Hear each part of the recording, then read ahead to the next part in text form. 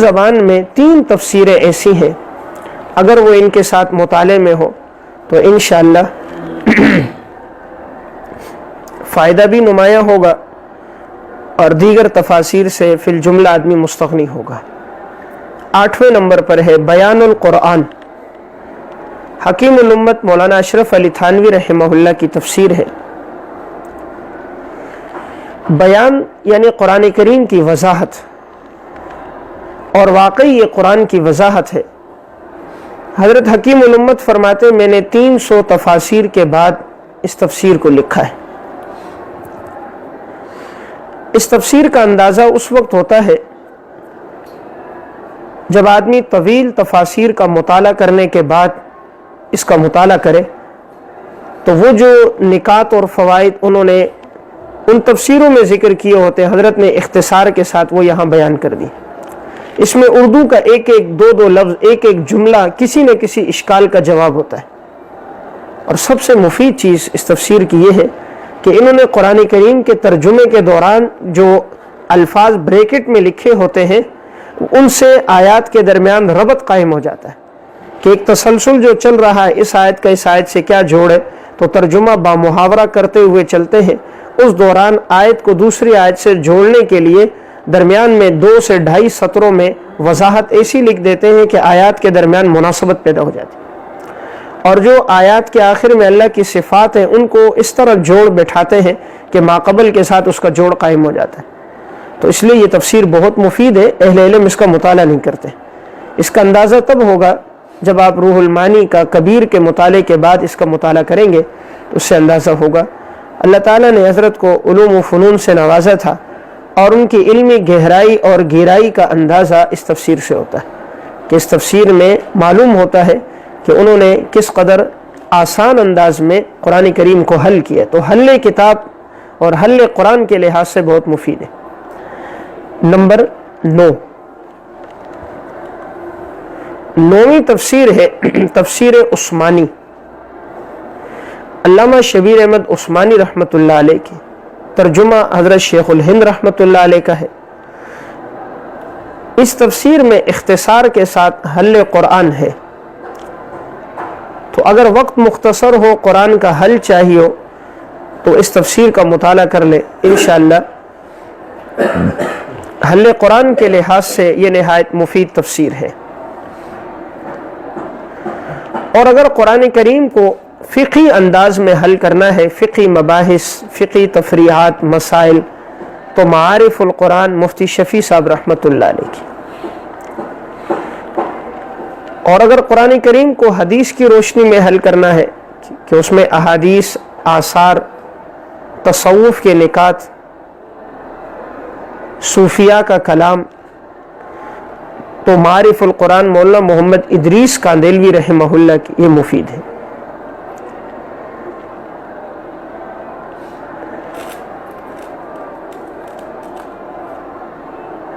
عوام الناس کے لیے قرآن کریم کا آسان، عام فہم ترجمہ اور تشریح میں آسان ترجمہ نہایت مفید ہے۔ اہل علم کے لیے قرآن کریم کے لفظی ترجمے کے لیے معانی القرآن پروفیسر صلاح الدین یوسف، یہ قرآن کریم کا ترجمہ بہت مفید ہے، اس میں الفاظ کا چناؤ بھی اچھا ہے، ترجمہ فصاحت اور بلاغت کے مطابق ہے، صرفی، نحوی، گرامر کا لحاظ رکھا گیا ہے، اس لیے تحت لفظ ترجموں میں یہ ترجمہ مفید ہے معانی القرآن کے نام سے۔ حضرت مولانا منظور احمد نعمانی صاحب دامت برکاتہم جو دورہ تفسیر پڑھاتے ہیں یہاں، ان کا بیاض بشرا سے چھپا ہوا ہے، وہ بیاض بھی بہت مفید ہے اہل علم کے لیے کہ اس میں مشکل الفاظ کے معنی، آیات کے عنوانات، سورت کا خلاصہ، جا بجا علمی فوائد و نکات اور محذوف الفاظ کا تذکرہ ہے۔ علمی طرز اسلوب کے لیے تفسیر جواہر القرآن بھی بہت مفید ہے۔ شیخ القرآن حضرت مولانا غلام اللہ خان صاحب رحمہ اللہ کی اس تفسیر میں بھی سورت کی تفسیر، سورت کا خلاصہ، سورت کا دعویٰ، مضامین سورت، اور اس میں جا بجا حواشی میں تفسیر مدارک، احکام القرآن جساس، تفسیر قرطبی، روح المعانی کبیر کے حوالہ جات بھی ہیں یہ، اور تفسیر ماجدی۔ تفسیر ماجدی میں بھی آپ کو جا بجا علمی حوالہ جات ملیں گے اور علمی انداز میں قرآن کریم کا حل ہے۔ تو بہرحال تفاسیر کے لحاظ سے اگر یہ تفسیریں کسی کے پاس ہوں تو انشاءاللہ اسے ضرورت دیگر تفاسیر کی نہیں ہوگی، اس فن میں یہ تفاسیر اس کے لیے کافی ہیں۔ اب دوسرا فن ہے فن حدیث۔ فن حدیث میں جو صحاح ستہ 6 کتابیں ہیں، ان میں سے ہر کتاب کے لیے میں ایک ایک شرح کا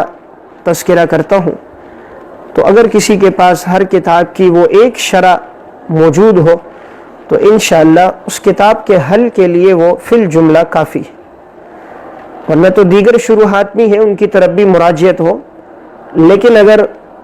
اتنی گنجائش نہ ہو یا وقت میں اتنی وسعت نہ ہو تو وہ ایک ایک شرح فی الجملہ کافی ہوگی۔ صحیح بخاری کے لیے فتح الباری، حافظ ابن حجر عسقلانی رحمہ اللہ کی، صحیح مسلم کے لیے المنہاج فی شرح صحیح مسلم ابن الحجاج امام نووی کی،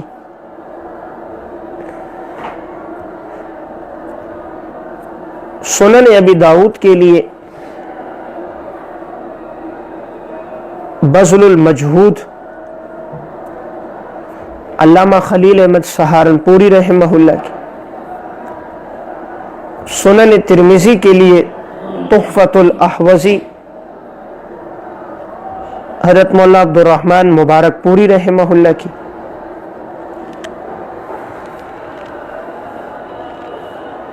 سنن ابن ماجہ کے لیے شرح سنن ابن ماجہ علامہ علاء الدین مغلطائی کی، اور سنن نسائی کے لیے علامہ سیوطی اور علامہ سندھی کا حاشیہ۔ ان دونوں حضرات نے مکمل صحاح ستہ پر حواشی لکھے ہیں، علامہ سیوطی نے بھی اور علامہ سندھی نے بھی، تو ان کے حواشی مختصر مگر جامع ہوتے ہیں، حل کتاب کے لیے نہایت مفید ہوتے ہیں، اس میں غریب الفاظ کی وضاحت ہوتی ہے، روایات کے درمیان تطبیق ہوتی ہے، اور احادیث کی عام فہم تشریح ہوتی ہے۔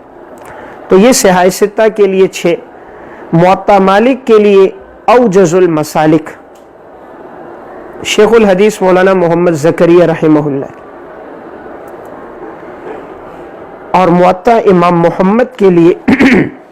التعلیق الممجد اعلی موطا امام محمد علامہ عبدالحی لکھنوی رحمہ اللہ کی، التعلیق الممجد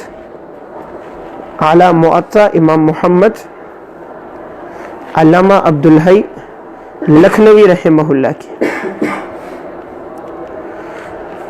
ان کے ساتھ کتب احادیث میں چند کتابیں اور ایسی مفید ہیں کہ جن سے استعداد بھی بنتی ہے، علم حدیث میں مہارت بھی پیدا ہوتی ہے، روایات، طرق اور علل کے ساتھ بھی گہرا تعلق پیدا ہوتا ہے۔ تو ان میں پہلی کتاب ہے نصب الرایہ فی تخریج احادیث الہدایہ علامہ زیلعی کی، اس میں احناف کے مستدل روایات بھی ہیں اور ان پر حکم بھی ہے، روایات کی تخریج بھی ہے۔ نمبر 2 التلخیص الحبیر فی تخریج احادیث رافعی الکبیر، حافظ ابن حجر عسقلانی، اس میں شوافع کے مستدل روایات موجود ہیں۔ ارواء الغلیل علامہ ناصر الدین البانی رحمۃ اللہ علیہ کی، اس میں حنابلہ کی مستدل روایات، ارواء الغلیل،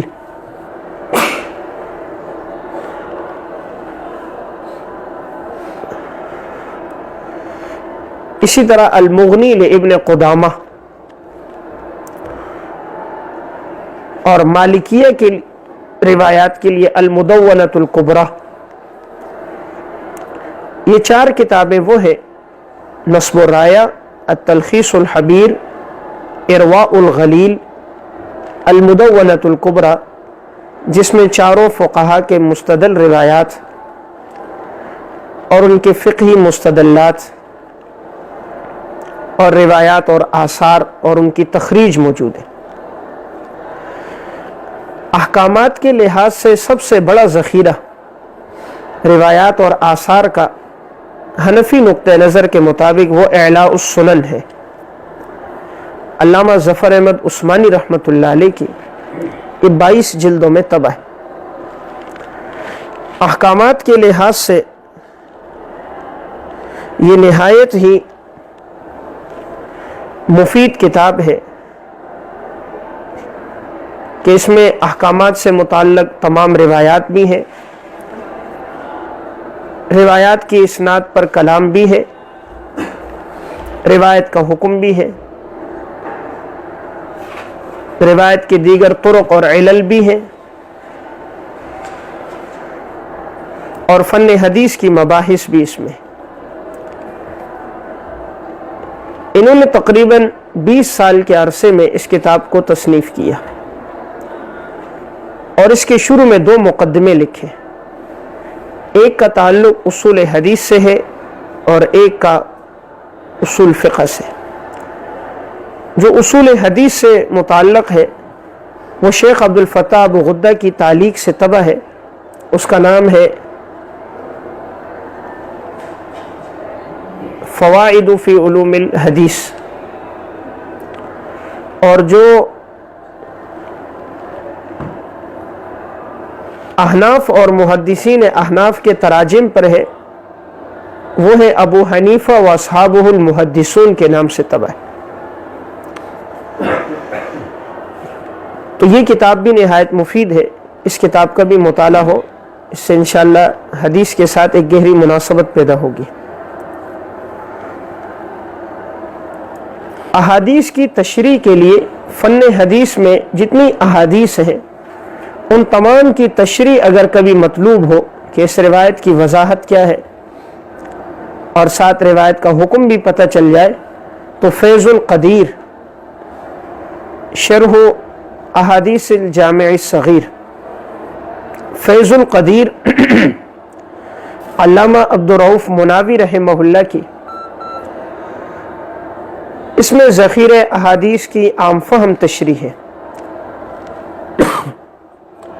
تو جب بھی کبھی احادیث سامنے آئے اور ان کی وضاحت مطلوب ہو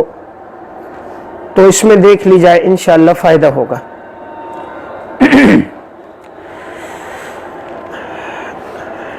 ایک کتاب ایسی ہے کہ جس سے حدیث کو اصول حدیث کی روشنی میں آدمی سمجھ سکتا ہے، اور اس میں خالص روایت پر جو گفتگو کی گئی ہے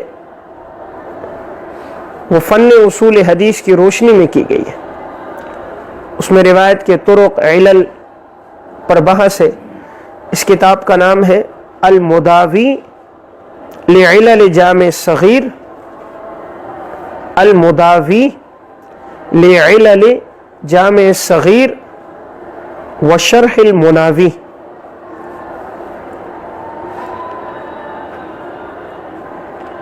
علامہ غماری رحمہ اللہ کے 6 جلدوں میں طبع ہے۔ اس میں انہوں نے علامہ سیوطی رحمہ اللہ سے جو تسامحات ہوئے ہیں روایت کا حوالہ بیان کرنے میں یا حکم میں، وہ ذکر کیا ہے۔